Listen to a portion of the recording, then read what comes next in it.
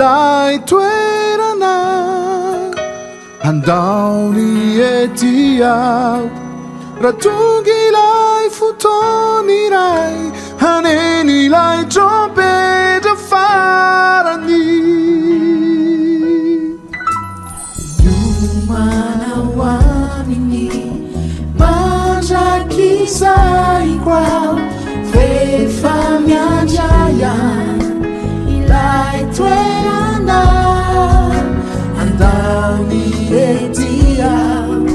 raha tonga ilay fotoana iray haneny ilay trompetra farany Hanamasin Tena voatokana hoana afokrirana tsy fanao sy zao tontolo izao itsena ny mpamonjy ao ahita ny tavany ao de voronao iakatra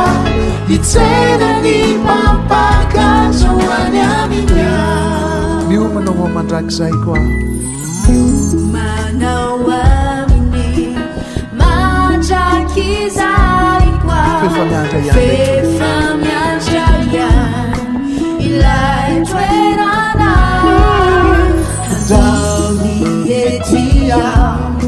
raha tonga ilay fotoana iray haneny ilay trompetra farany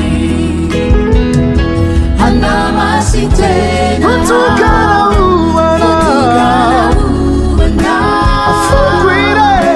afokrirana tsy fanao sy zao tontolo izao itsena ny mpamonjy ao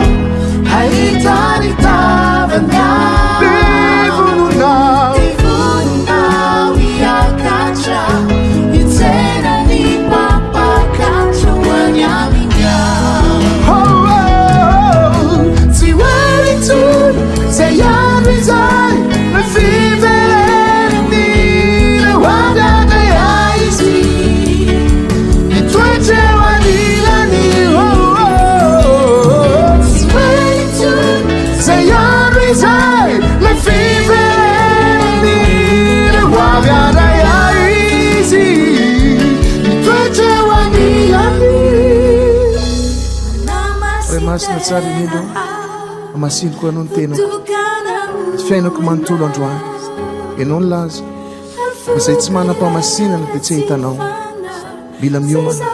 mila mivolona satria tsy fantatro na ny ora na ny fotoana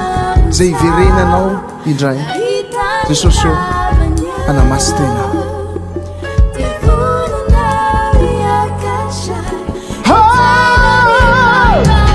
Hanamasin Tena voatokana hoana afokrirana tsy fanao sy zao tontolo izao